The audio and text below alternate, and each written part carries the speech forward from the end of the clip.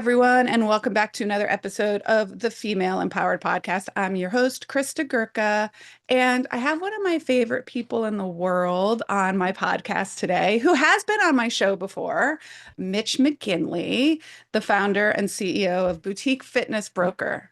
He and his team were the people that helped me through my exit. I actually knew him before. We met through BFS Mastermind Boutique Fitness, and we became friends and acquaintances. And then when I knew it was time to start my exit search and journey, he was the only person I was going to trust with helping guide me along that program. So welcome, Mitch, back to the podcast. Thank you so much for having me back. I'm flattered. I'm so excited to chat with you. So Mitch did something that I guess it's not so recently. A year ago, he packed up his family and moved overseas to España. So he's doing our call now from just outside of Barcelona. And I think it's just a testament to what is available to you when you choose to create your business around the life that you want. And Mitch also sold a studio himself. And so he created this life that he could be a digital nomad, he calls himself. So I'm just curious if you could maybe share with the audience what precipitated that decision and how you feel now that you've been there for, what is it, 8 months? Yeah, so we came on January 1st. Oh, so like We 6 months. Yeah. flew over the Atlantic on New Year's Eve. It was really fun. Yeah, what a weird twist all of this has been in the last couple of years. But we went from owning a yoga studio. I started doing some consulting work with Mind Body. That was the first time I really started meeting consultants in the industry like yourself. And then I had some experience with M&A and hotels from my first career. And then you and I started talking, and I started helping other people selling their studios. We sold our studio right before COVID. And so when COVID happened, we were free. I looked at my wife and I was like, let's go somewhere else. We can be anywhere in the world. Everyone's locked inside. Let's go to a beach in Costa Rica. And I went pretty far down that rabbit hole. I found a school, I reached out to the school, we applied. And in the end, my wife, she didn't want to leave her parents at that time, which I totally understand. So we didn't do it. But I never gave up the dream. And so after a couple more years passed and our son was getting ready to go to middle school, we were looking at moving houses, moving school districts. And I was like, well, let's just leave 6 months early and go have this family semester abroad. And here's how we can make it work. Here's where they can go to school. We'll learn Spanish. We'll eat tapas. We'll sleep every afternoon, eat until late in the night, and it'll be wonderful. And I was able to sell everybody on this idea that it would be a 6 month thing. I very much went into it thinking that it would be a 6 month thing, but also not really knowing what was going to happen on the other side. And after being here for a couple of weeks, we were like, there's no way we're going back. Amazing. We traveled as much as we could, and we picked Sitges, which is this little town south of Barcelona, and got the kids enrolled in a school that we're thrilled about. And we're just traveling all over Europe as much as we can. I love it. What a great experience for you, for your family, for your children to eventually be like, yeah, I lived in Spain for a year, 2 years, 3 years, half my life. So super exciting. So thank you for taking the time and finding time to chat with me. This conversation is actually a long time coming post sale. We initially had a conversation scheduled that we had to cancel because if you've listened to my podcast, you know that my first deal went sideways. And so we had to go back to the drawing board. But before we get into my experience, can you tell us a little bit about how Boutique Fitness Broker came to be and what is it that you actually do and who do you service? It came to be very organically and authentically when my friends and colleagues in the industry who own boutique fitness studios started asking me for help with selling theirs. Or you had sold yours? Yep, we had Yeah. sold ours. So I went from working in hotels and working with somebody who was essentially flipping boutique hotels Okay. in San Diego. and I was running the hotels. He was teaching me the transactional side of it. And we got presented with the opportunity to buy our favorite yoga studio where Carson had been teaching for many years. She was well loved. And we always had that dream. We wanted to own a yoga studio. And so, perfect timing, we made it happen. We had two kids. We got to raise them in the studio. I started doing consulting work. And then when we were ready to sell our studio, and we felt like we had done everything that we were going to do with it, I was able to sell it on my own. And when I did, all of my friends and colleagues started asking me for help. And so I ended up getting licensed as a business broker, signing on with a franchise company, First Choice Business Brokers, that helps people sell businesses. And then ultimately created my own brand and went out on my own because I have a very unique specialty in this industry. Mhm. And I don't think anyone else has been serving this industry. And these are my people. And so for the last 6 years, this is all I've done. And added Kristen several years ago, added Carson to this team this year when I pulled her away from the States. And now we've sold 70 studios in the last six Amazing. years. Amazing. Anywhere from, I always tell this, we had one that was $1, and the biggest one thus far was about 5 million. So Amazing. anywhere between $1 and 5 million is right in our comfort zone. That's a pretty big dollar and 5 million. But I think that is one of the things I learned when I first met you was that anything is possible.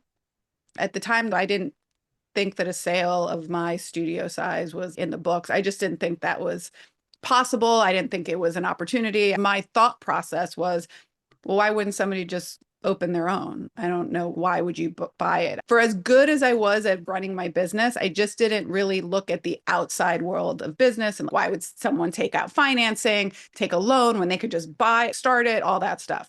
And so, one of the things I'd love to chat with you about today, too, is all of the different opportunities that are available for people that own small businesses. And let's specifically deal with businesses that are less than or right around the seven-figure mark. So maybe annual revenue between less than $1 million and maybe EBITDA of below six. Let's go first really low. So let's talk about a business that is doing $300,000 to $500,000 in annual revenue, and maybe their EBITDA is high five, maybe low six figures. What are some of the things that a business of that size and caliber should know that maybe an exit is available to them? What would that look like for that size of a business? Yeah, well, let me start by saying that was my business. Oh, great. It's Wheelhouse. crazy. Yeah, how much I've seen and how much has changed. And you made the perfect first point, which is no matter what, your business is worth something. Mhm. And a lot of times this is lost on us when we're passionate about offering a service that we love to offer. There's an altruism to it that it's not for money. It's this gift that Correct. it's especially true of yoga people. But if you're doing 350 in sales and you're making anywhere between 70 and $100,000 for yourself in profit, good for you. That's awesome. That's more than most people make. You're doing it in a way that saves you a ton of tax benefits. And the reality is, if you're making that much money without having to run the business all day, every Mhm. day, like Mhm. if you've got a manager, you're not teaching all the classes, providing all the services, whatever it is, then there's a really good chance that you could get 2 to 3 times that number. And if it were 70,000 on 350, which is a good 20% profit margin, Mhm. there's a really good chance that you could sell between 150 and $200,000. Okay. And how great would it be to get that much money when you're done and have 2 years worth of income Mhm. and runway? For sure. And in that scenario, let's explain some terms for people that might not understand all the vernacular. And I think it gets confusing. And then I think people are afraid to ask the question because they don't want to sound stupid. When we talk about profit, okay, that's usually the very bottom of your profit and loss statement, which is your net income. It's a dollar amount when it's net income, right? And then it's a percentage amount when you're talking about a margin. It's also what people will call EBITDA, which stands for earnings before interest, taxes, depreciation, and amortization. It's basically the number that we all look at, and then your accountant figures out all the rest of the stuff.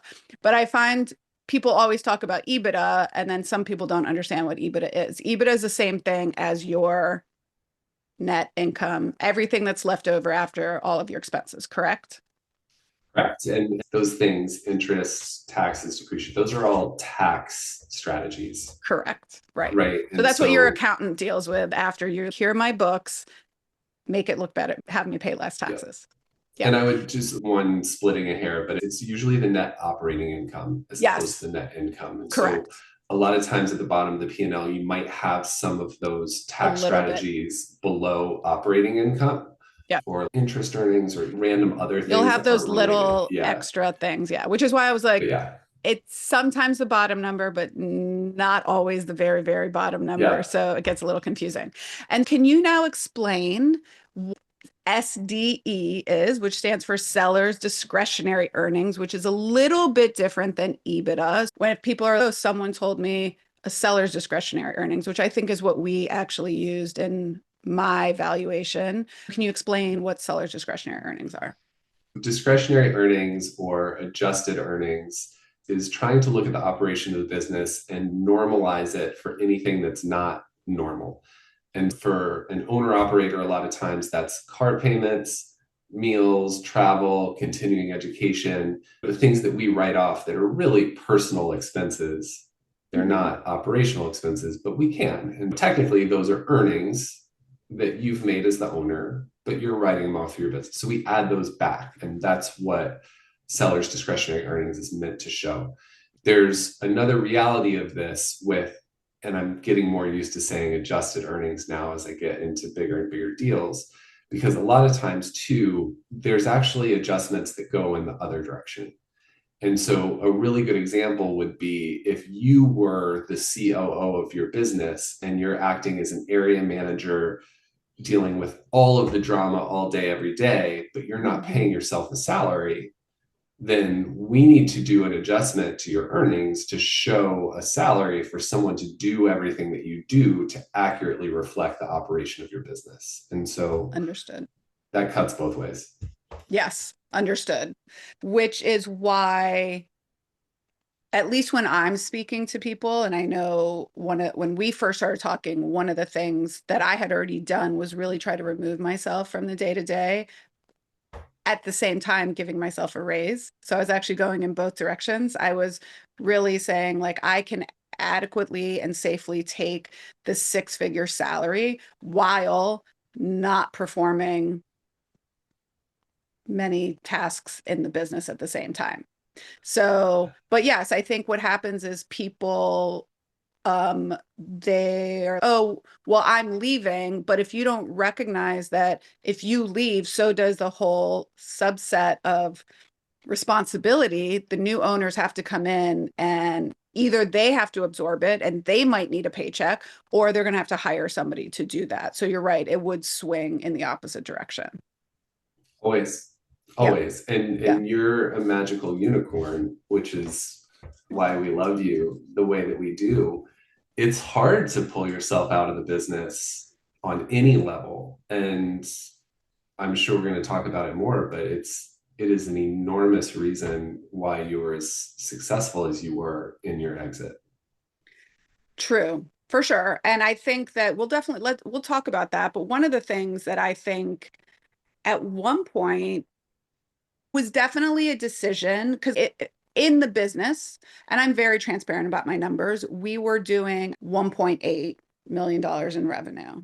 I know it's crazy to even say that out loud. Now, when you do look at my books, for example, and if you didn't know me and you were looking at the books of my business and you saw, okay, she was doing maybe 1.4 million in revenue, but her executive payroll, so for myself and my COO was, gosh, I think it was close to 300,000 or maybe 275, that Vastly. doesn't look equitable sometimes, right? So in other words, wow, you have a really high executive salary for the type of revenue you're bringing in.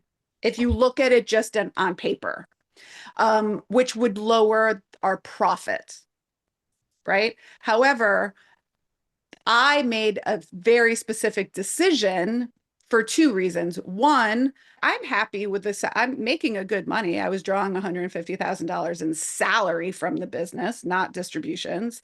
And I didn't want to do the other shit. I was very honest with that. I could do it and I could then take maybe pay myself $250,000 or take more as a draw, but I just didn't want to. And so that was a decision for a lifestyle type business that I was like, I'm generating 18% profit. I'm paying myself a good six-figure salary. I don't really have to do a ton in the business. But then when I recognize I really want to sell, I realized what an asset that was to have someone that was really good at what they do. I mean, Lauren also was great in that she was super overqualified for the role. I got very lucky in that position.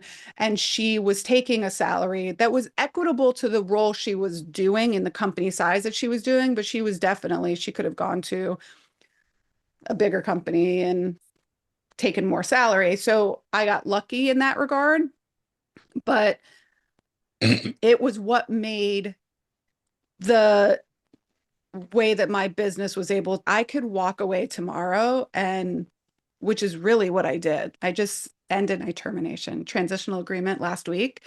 4 months has already gone by. It's crazy, but I basically walked out the door and handed the keys to somebody else. And most of the time it doesn't happen that way. So yeah, that You was earned it. definitely, I You earned did. it. So let's talk about that. Let's talk about when I came to you and said, which I think was in the fall of 23, when I said, okay, I think I'm ready to start approaching this. Let's have a talk. What does my business look like? Kind of just getting an idea of, am I looking good? Are there things I need to plug up? What were some of the things that you saw in my business specifically that were positives that you're like, this checks the box, and some things that maybe we said, we need to tighten up, or maybe let's wait a couple months or something to list it. I don't know if you remember back then, but overall, Yeah. No, it's all still in there. It's crazy how much of it comes back. It really is, it's such a process. So it's layers upon layers of memories. And when I think back to that time, you were growing tremendously coming out of COVID, yes, I think right? 2023, we really started to like pick up the pace for sure. And I was like, we're going to do better than we did before. But it was definitely 3 long years of, I think I Yeah. equate it And to like Shawshank Redemption. Like we were like crawling through the shit to get to the paradise on the other side.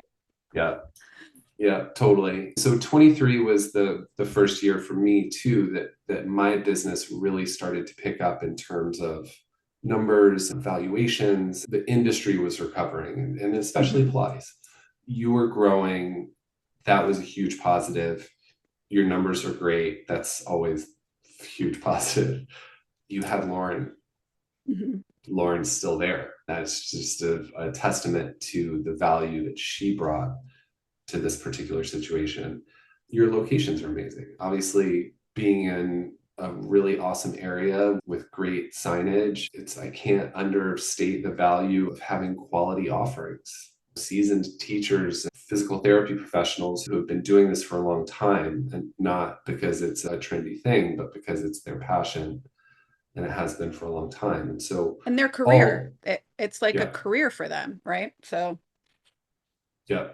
Sorry, that's a career, not passion, but both. And those are all the things that we love to see in a business that we want to help sell. awesome.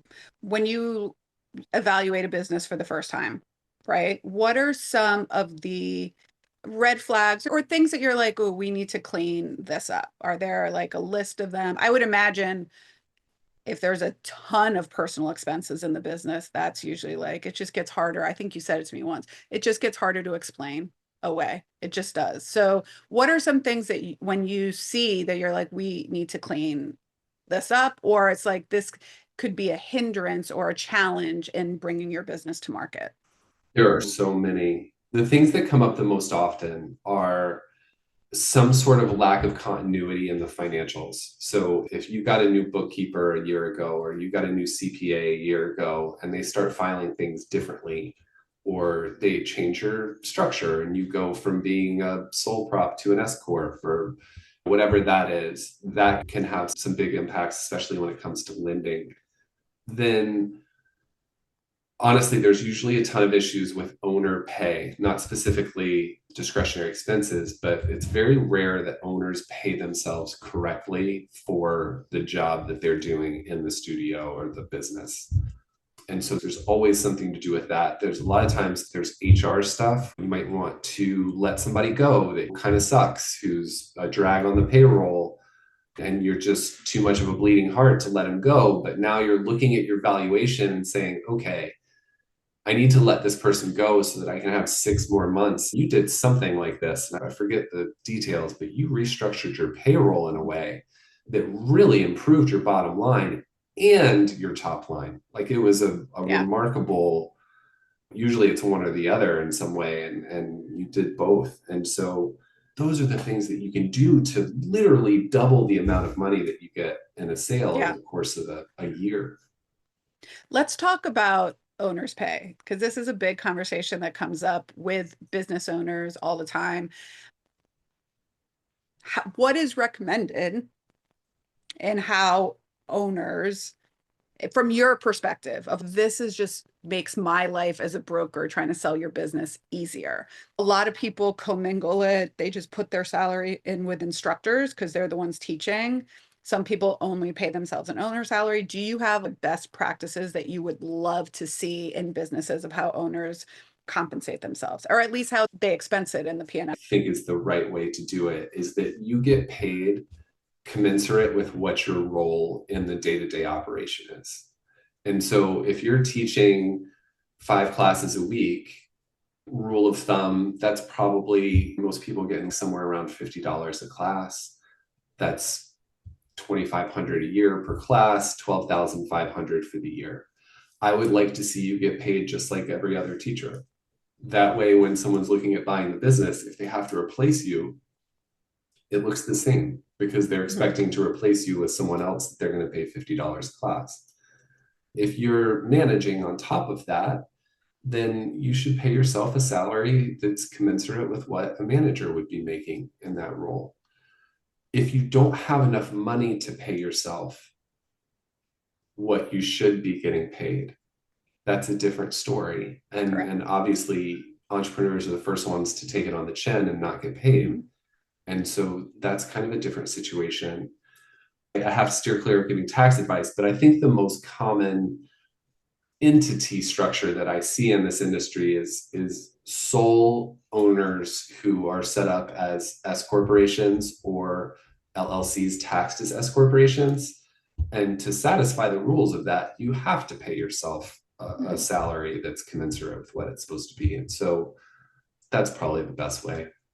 Yeah, we have a lot of conversations about reasonable comp in our mentorship groups. So I used to say just pay yourself like an instructor all the time and just take it like that. But then the more I learned about reasonable compensation, to be truthful, the IRS doesn't care whether you're paying yourself as a teacher or an owner. They're just, you're the C, you're the owner of the business. And if you have a $800,000 business and you're paying yourself $12,000, that's not a reasonable compensation for the owner of an $800,000 business. So they're looking at it that way from a government perspective. Um, I think buyers, from what I've learned, also, because some of the questions that I got when we were shopping the business was, are you part of this instructor payroll line? Are you in there or are you only owner salary? So I think they just want to know, are you generating revenue as well? Or do we have to consider this? Or is your owner salary? So most of the time, you could be in your cost of goods sold or cost of services provided, but most owners, provided you have the money in your business, should also have an officer salary line item on their P&L. That's your management, your operating, your marketing, whatever it is. The government doesn't care. They just know that, and we should pay ourselves, because the truth of the matter is, if you have a 10% profit margin in your business, but you're not paying yourself, it's really looking through rose-colored glasses. Your business is not as healthy as you think it is. And so how can you make accurate decisions about what to do with your business if you are paying yourself last? And to be perfectly honest, most of us started this business because we can do something better and we want freedom and flexibility. And we leave a stable 40-hour a week, good paying job to work 80 hours a week and give ourselves a 50% pay cut. It doesn't make any sense. And yet, here we are. It doesn't make any sense. So let's get into the anatomy of my deals. Let's talk about deal number one. I wish we only had to talk about one deal, but let's talk about deal number one. So Mitch was great. The way that he worked with me was contracted with him, I guess. I can't think of the word I wanted to use. And I said, I want you to be my broker.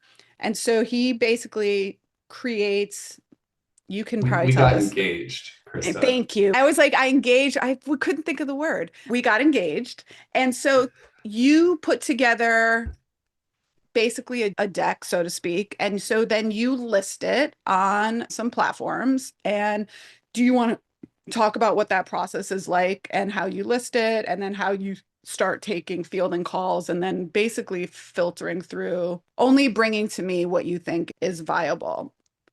Yeah, it's pretty straightforward. The best website is Mhm. bizbuysell.com, and it's the Craigslist of businesses for sale, and something like 80% of the web traffic in this category goes through that one site.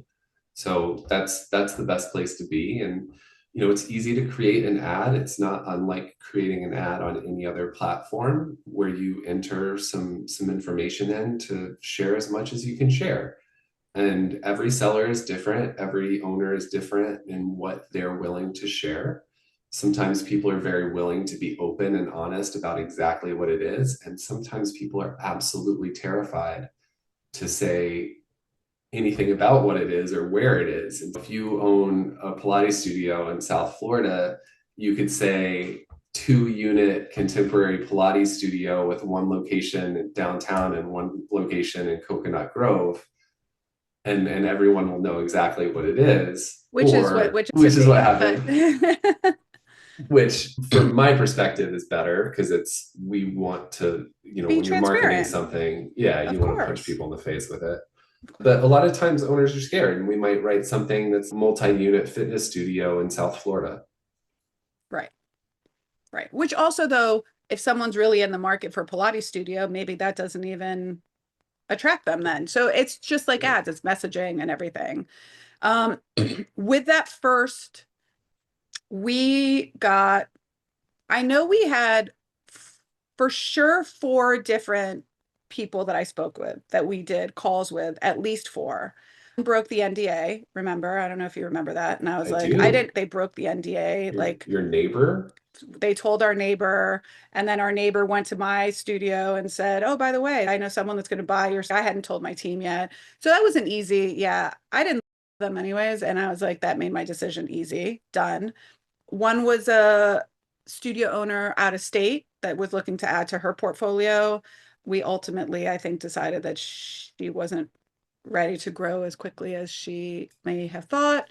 Another offer came in super, super low, and I was like, no, thank you. See you later. And then we ultimately went into an LOI with a husband and wife that, now that I'm learned more about sale and acquisition, they were trying to do something which is called entrepreneurship through acquisition. They wanted to get into small business ownership. And so to become entrepreneurs, they were looking to acquire something rather than start it from scratch. Let's talk about that process. We go through the We sign an LOI, so LOI, letter of intent, which actually was pretty benign for the most part, right? We entered into an exclusivity, which is relatively common once you go under contract. Um, and then we begin the due diligence process. So due diligence is when they're deep diving into the business, they're looking at the books, which to be honest, in that deal was nothing. I don't know that I think the hardest thing was they needed financing. So can you talk a little bit about how financing comes into a deal? They went through the SBA, which is a great resource, also very time consuming and challenging. So can you talk a little bit about what that looks like from the buyer side? I can talk about it forever. It's so full of trauma. But the reality is that SBA loans are the best way to buy a business. The terms are incredible. The program was created to encourage people to buy small businesses. The loans are backed by the US government. They're insured up to a certain percentage. And so every bank in the country pretty much offers these SBA loans, but they all still have to check the same boxes that the SBA requires. And it is a long process. There's a lot of government red tape. The bank looks at both the buyer and the business. The business Mhm. itself actually ends up being more important. And so they really focus on the corporate tax returns from the business to find out how much cash flow there is to make sure that the cash flow can cover the debt payments. If they're going to put up $1 million for a deal, they want to make sure that they're going to get their $1 million plus interest back. And so they want to make sure that there's more than $1 million of cash flow over the next 10 years. Yep, Just very simple understood. terms. Yeah. And so helping first time business owners and first time buyers and young families get businesses with these loans is a challenge, but it's very rewarding. And if you can build equity in a business while putting more money in your pocket and adding value, more power to you. And so that's the process. It usually takes 2 to 3 months, which means it ends up taking longer than negotiating the purchase agreement Mhm. or even usually talking to the landlords about lease assignments, but then the bank has to get involved with the landlords to talk about lease assignments because they both want dibs on your stuff if you fail. And it gets really messy and complicated. And in my specific situation, one of my landlords, so I had two separate landlords for each location, was concerned that the buyers were going to be overextended in terms of the loan debt and then the lease. Correct? Am I saying that in a way that's understandable? He he was irrationally afraid Yes. of that Yes. situation. Yeah. And so what he thought was, let's put it in layman's terms. He looked at this buyer. He said, I looked at their personal finances. Let's say the loan payment was going to be $5,000 a month and his rent was going to be $5,000 a month. He was concerned that they wouldn't have enough money or cash flow in the business to come up with $10,000 a month, in which case meant he might not get his rent or they might default on their lease. Is that like a simplistic way of saying it? Yeah. So the other thing sometimes to consider too is buyers, it's important to talk. I do think it's important to talk about financing when you start talking about the deal versus getting kind of caught up in the clouds of, oh my God, I could sell the business. Let's make sure that we have all our ducks in a row. And there are some businesses you would probably know better in our industry. Is there a high prevalence of team members buying businesses, whereas they Mm, might need that? Most team members would probably need some sort of financing.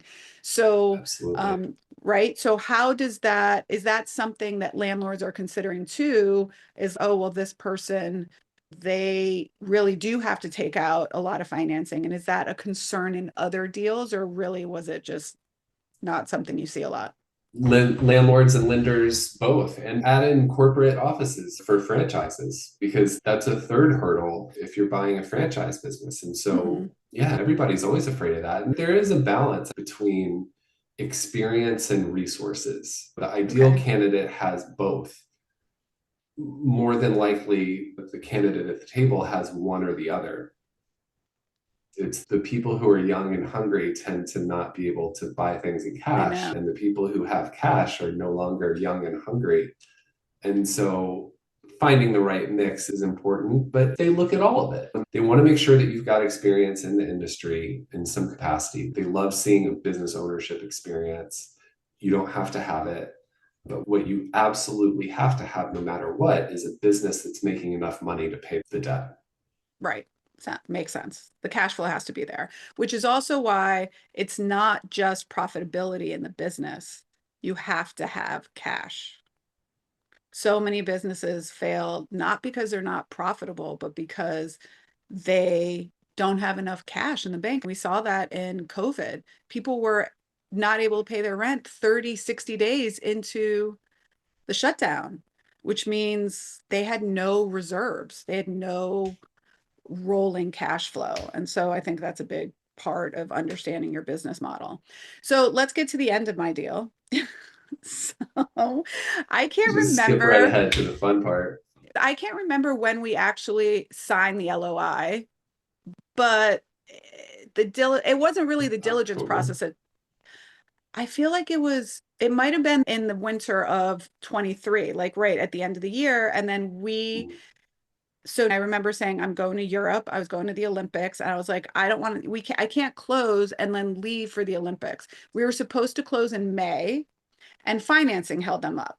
So now, have you ever seen what happened in my business happen in a deal since you or no? No, I've never seen what happened to you happen to anyone else ever in my life. And not since then either. So it's been a No, year and certainly nothing. not. Yeah.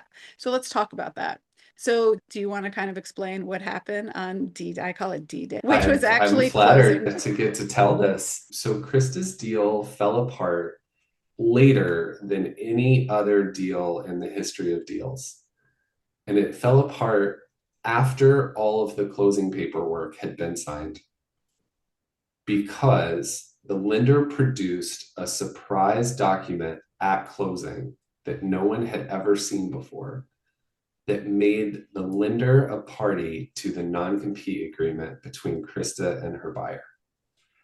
And because the lender suddenly insisted on being party to that agreement, there was a real fear that they would use in-house counsel for some ulterior motive. Mhm. Why do you need to be a part of this agreement? We've never seen this. Your attorney had never seen this. I had never Really? seen this. None of us had ever seen a bank require this. And so your attorney was, no, don't sign that. Yeah, I'm not signing that. And then the bankers looked at all the closing paperwork and went, well, if you don't sign this, we're not going to fund the loan. And we were all absolutely gobsmacked after working on this deal for close to a year. Mhm. Close to documents we had to review and send back and forth between the attorneys, buyer's attorney, the lender's attorney, the seller's attorney. They were all talking for months and months. And we have these closing checklists. Is there anything else? What else do you need? What haven't we seen? We finally get to closing day and there's a surprise document. So everybody dug in their heels and the bank refused to fund the loan and it died. Yeah, it was fun. It was a fun day. But I think what was crazy too was my attorney, and this is why I say I'm going to say this over and over again. When I see people asking questions on Facebook groups about here's my deal, please go get a fucking lawyer. Please go hire an attorney that does this for a living. This is not something to skimp on. My attorney Ross, which some people may have thought he was aggressive, but that's what you pay an attorney for, to be on your side. He even went to his partners and was like, has anyone ever seen this? Everyone said no. I think you went to your business associates and was, has anyone ever seen this? And everyone's never seen this, even though the bank claimed that they do it all the time. And all of our fear was, you're right, going up against, I had no intention of violating my non-compete. However, if somehow something went side. I didn't need the money. I didn't need the financing. They did. And so if they went sideways and defaulted, I don't know these people. They could have run my company into the ground. I don't know. And now the bank who has billion-dollar assets could come after me. I was just not, I did not, nor should I. It wasn't my responsibility. But of course, in my head, not only am I going, I had already told my team, by the way, right? We had told the team, the owners had met the team. We had told them it was selling. We had made official announcements. It was rough to have to go back to that. And I think I felt like I was really, we talked about this a lot during the process. During that sale, I felt like I was pretty even keel the whole time. I was like, I'm emotionally put together. I'm ready for this. I'm prepared. And so I think when we were closing the documents, I was like beyond the sale. And when that happened, I literally felt like I got kicked in the gut. And then I also was like, I felt bad for them, the buyers, a little bit, because it wasn't their fault, really, either. It wasn't their fault. They had gone through all this. They were out money paying for their attorneys and everything. I had already spent tens of thousands of dollars on my attorney. You and Kristen had spent a bunch of time and hours, and technically you don't get paid unless the deal goes through. So in my head, I was like, oh my gosh, I'm letting down all these people, and here's what's happening. And should I sign it? And this is where, again, you have to be smart about things and be like, this is the best decision when you're talking about a lot of money like that. And I know you and Kristen felt terrible, but I had to go back to my team and be like, it's not happening. I think they were happy about it, to be honest, because I don't think they really wanted them to buy the business, but it was rough. And I'm sure that it was rough for you guys. You're like, God, we went through this whole thing and now it's no more. And we've talked about like you've never seen anything like that before. So that was But fun. but then what happened? I know. And I said this, I don't know why, even at the time of when it happened, I was super upset, but there was a little part of me that was like, I don't know, that I feel like maybe the universe was giving me a sign like this wasn't it. So I did want to take a beat. I was like, I think I need to sit on this for a while. You were like, are you ready to get back on the horse? And I was like, I don't know. We did talk about the business was doing better. So we also talked about should we wait and give it the end of the year and then we could go back to market with a higher valuation, right? So I wasn't actively listing it. And then someone approached you. Thankfully, Pilates, as we all know, is having a huge moment. And you brought another deal to the table. What, like maybe October, September? I can't remember. I feel like it was like a year after we started. hmm So let's talk about that deal a little bit. The things that made this deal look good to me was one from the get-go is going to be a cash offer. And not having to deal with financing again was really good to me, right? Not having to go through that. But initially they came in with a really low offer that I turned down. You I did? wouldn't, I just said, I'm not doing it for that. Yeah, it was low. Yeah. Then they came back and I think they came back a second time and I was like, yeah, I'm not doing it for that. And then they came back a third time. And then I had someone else come to the table. That was also interesting. A PT practice that was at my summit that you came to speak at last year and talk about the exit. And then when we had a little healthy competition in the books, uh, it made things interesting. Both were viable Healthy offers. competition's everything. It really is. I can't underestimate this, understate this. It's the leverage that you get from having multiple offers and having multiple people at the table, the confidence that that gives you to negotiate in these moments is everything. True. And I really liked both situations. I think you and I went back and forth a lot. I was like, I'm not sure. What do I do? Here's this, here's this. Ultimately, I decided to go with the lower upfront offer, but it was all cash. So there was no financing involved with the opportunity for me to stay on as an equity partner and become partners with you. in the business, which was kind of exciting. We can talk about that. But what ultimately led me to go with that decision, because it really was a hard decision for me, because I thought both would be good for the business. I thought Lauren would enjoy working with both new owners. I thought it was complementary. Both could do well. Ultimately, what I thought was I could get a second bite of the apple with a cash offer where I rolled some equity into it, which for people that don't understand that term or haven't heard it, it just means I kept some equity, ownership equity. And so if in 5, 6, 7 years they turn around and sell it again, I would get some of the proceeds from that. Right. Yep. So let's talk about the anatomy of that deal. So that due diligence process was rough. So that's the difference between going through an SBA process where you're dealing with a lender who probably isn't super sophisticated and they're trying to understand things that they really don't understand versus having someone who is, a private equity investor Mhm. do a quality of earnings analysis. It was rough, which you kind of had told me about. But the first due diligence was not terrible. So I was like, I'm ready for this. Here's the thing I will say. I mean, and I think you've said this. I knew my numbers and I knew my business and I knew the questions to ask. It is even knowing all of that. It's still hard when someone comes in to look at your business and is, well, your payroll's 42%, or you did performance bonuses last year. So we're going to deduct this from the sale price, right? Or why do you pay yourself this much? Or why do you do, and you're like, motherfucker,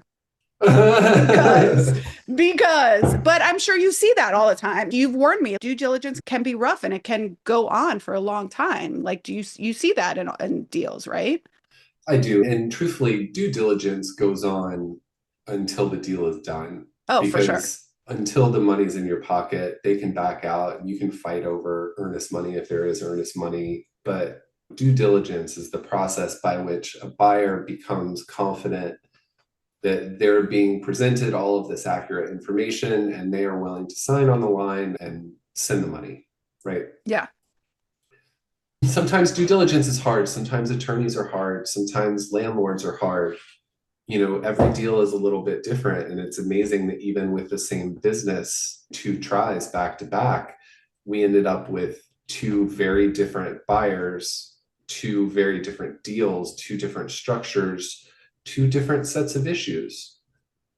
It's usually pros and cons. There's everything, it's trade offs. But what I think is really incredible, I wanted to make sure that I took a minute to say this, is that you remained even keeled throughout the whole thing in a way that I don't think hardly anyone else that I've ever worked with could have. You are remarkably grounded and calm, and in the best way, I'm going to use the word stoic, where it's like, okay, well, what can I control? I can't control that, so I'm going to let go of it. And I remember when we were almost done the second time around and you called me and you just like burst Crying. into tears. Yeah. And I hung up the phone and I looked at my wife and I was like, it's closing. And it's such a remarkable, there was something so poignant about that moment because I knew what was really happening in that moment was that you were letting go and it was Mhm. finally going to happen. And you were, I think, at the end of every deal, it's whatever the last point is for both sides, it becomes so overly important because you're holding on to this one last thread. There's some energetic block for whatever reason. And then when you let that one go, it's just this wave of euphoria and a release that I've never felt with anything else in my life. And it feels like freedom. It's glorious. Yeah. But Well, thank you for that. I do remember calling you crying. I called my mhm. husband. Also, and this might have been in my own head, I was the only female at the table during that second transition. My attorney was a male.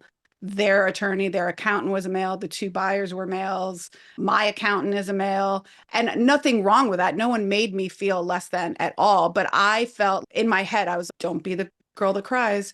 Don't be the business owner that cries. Don't be the person, don't be the crazy angry girl. In my head was, I don't want all the men rolling their eyes about me. And so I did try very specifically to keep it all together and I can sit at the table with everyone. And then I did. So in sales, I've already taken in revenue of things that we're going to transfer over. Right. So, for example, not everyone had used all the packages. And so we had determined a dollar amount in the LOI, in the closing statement. And at the last minute, they wanted to go back on that. And I think I just freaked. I can't hold it together anymore. So much pressure. And I was like, I Yeah. just wanted to be over, and I think I called you just because I was like, I knew you would also listen and not judge me for crying on the phone. And I remember saying to my husband, and he wasn't here. And so I just remember being like, this is really hard. And I haven't let any of this go. I wanted to make sure she got a good deal in it. I didn't want to give her an idea that it wasn't going well. I didn't want to, you know what I'm saying? So I just felt a little bit alone on an island, but of my own doing. And it was emotional Well, at the end. it always is. And I am constantly frustrated by the reality that so many of these private equity buyers are men. Mhm. It's an industry that's dominated by women. And I'm very fortunate to be a part of it. And, we need more women investors. We need more women owned venture capital funds. Like all of those things really, really need to happen.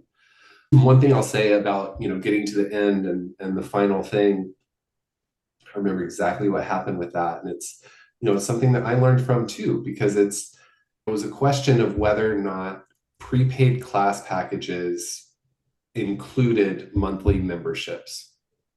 Right.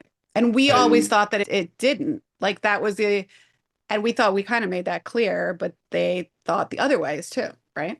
right. And all of a sudden, both sides are looking at it the way that they honestly always looked at it and see something different. And that happens. And so a lot of times to get deals done when you're hung up on one last thing, it requires a concession that no one wants to make. Mm-hmm. And chances are, if it's me doing it, I'm begging both people to meet in the middle, and then it sucks equally for everybody and we carry on. For me personally, I was selling my studio right as California was implementing, you had to change everybody over to Employee. employees. And so I made a small concession because of the increased cost that payroll They was were going going to to have to have. have, yeah. And that was the last concession I made that got my deal done. And so it's very common in these deals when you get to the very end, you're burned out, you're completely depleted, and then you get asked to hold your nose and take one more lump on the chin. Mm-hmm. And at that point, you want to throw up everything and be like, it all. Rage quit, throw your computer against the wall. Yeah. If And you then the think deal gets done. it does, because the other thing that I thought, I was like, I could dig my heels in here. But what are we talking about? $25,000, $30,000. I was like, if I keep going, I have to pay my attorney for every phone call, every email that has to go back and forth. That's money. I could take that 30,000, I could take the loss and I could invest it. And in 10 years, I'm going to have more money anyway. So I came to that realization and I was like, $30,000 to some people might sound like a lot of money, and it is. I'm not going to, but at the same time, I was like, when I was going through my partnership dissolution years ago, my attorney said this to me and I'll never forget it. Do you want to be right or do you want to be done? There are two different outcomes. And I kept saying in this, I want to be done. I can't do this again. I'm not going to die on this mountain. It's the right thing. And through the whole sale, and I think you would attest to this, I had my team very much as a big part of this sale, who I wanted to sell to, how they were going to treat the team, what the legacy of Pilates in the Grove was going to be. I didn't think my team could go through this again. And so I took it on the chin for a number of reasons. They probably think they took it on the chin. That's Of fine. course. Um, which is usually what compromise is, right? A negotiation. Everyone feels Yeah. like they took it on the chin a little bit, but ultimately we got to the end. There was a couple things that I knew right from the beginning, like I didn't want an earn out. I did agree to a dollar amount of what's called a holdback or a clawback, which basically just means, correct me if I'm saying this incorrectly, they're just holding back some of the sales money to make sure that there was no lying or fraud or anything. Nothing comes up after the deal that they didn't know. Um, I'll start getting those payments very soon. I did give them a line of capital. I agreed to loan them some working capital that we could leave in the bank. Don't worry about that. And then you and I kind of became equity partners on new company involved. So you and I rolled some equity into the deal, which means that we are still part owners, which is kind of exciting. So It's the most exciting thing in the world to me. I love it. how did you feel after the deal finally closed? I don't think I ever asked you that. It was a long road.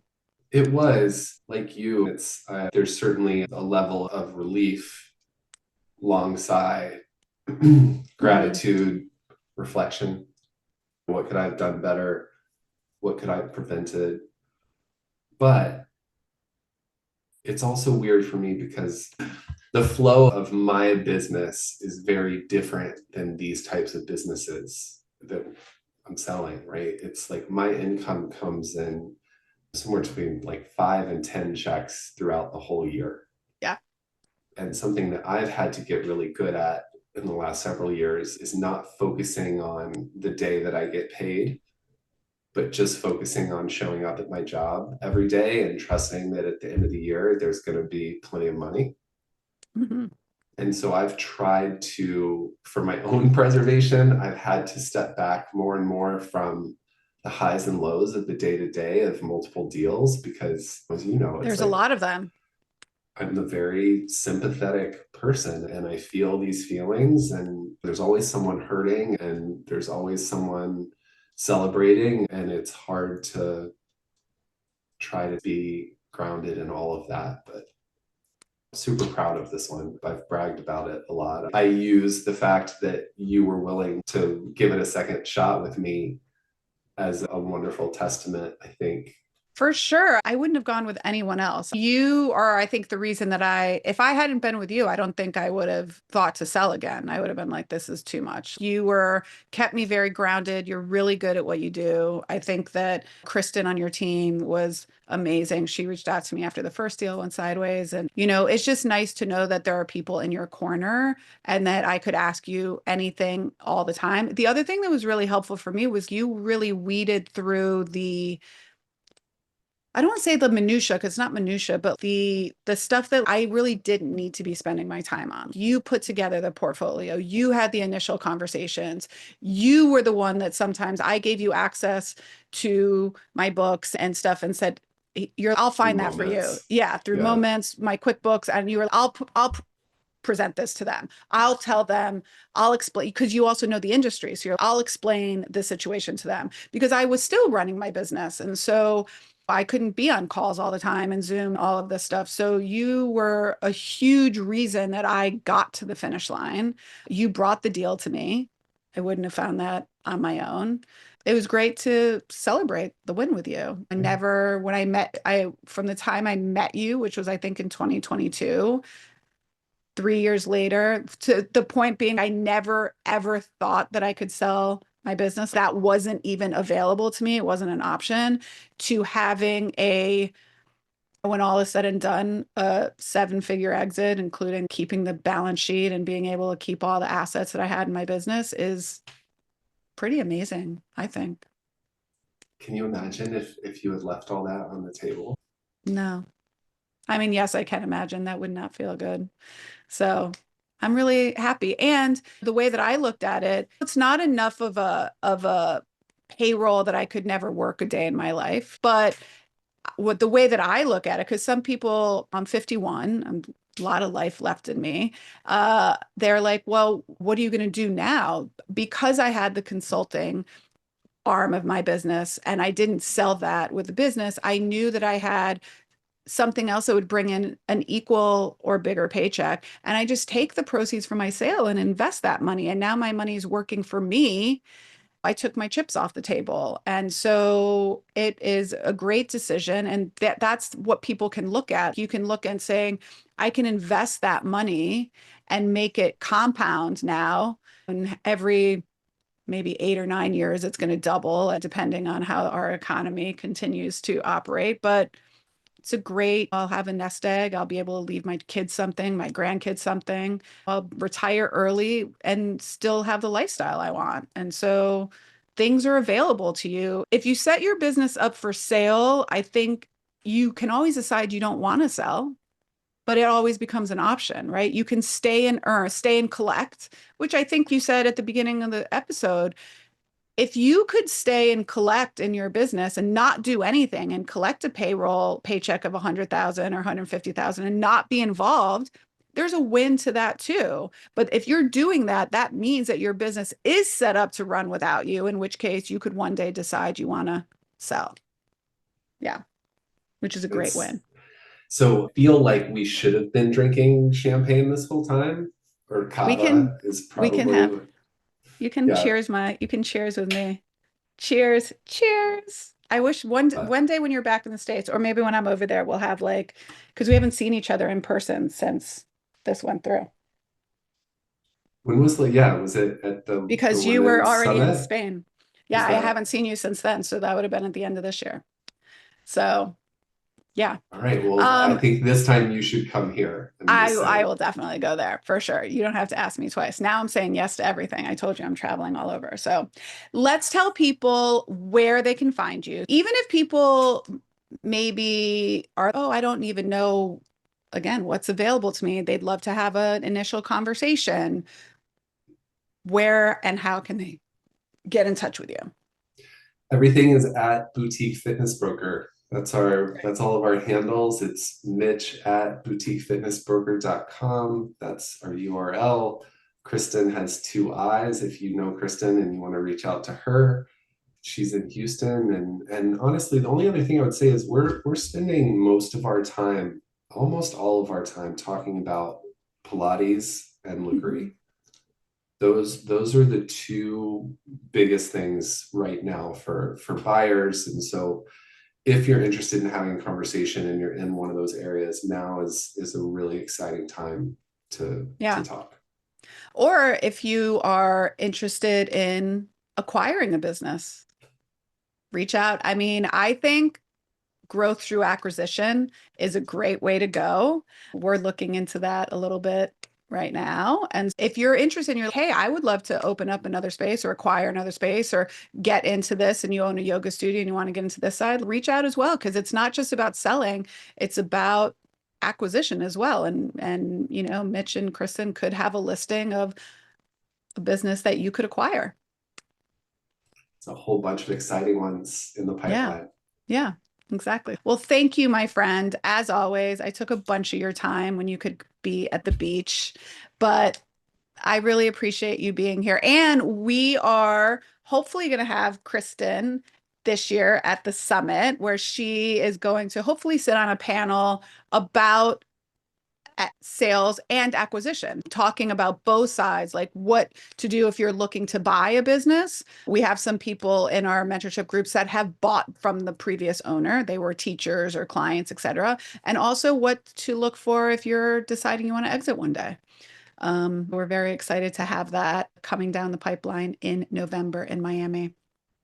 I'm jealous that I won't get to be there this year, but it was such an awesome event and I was honored to be there. I got to take my daughter and my son I know and it's so have them fun.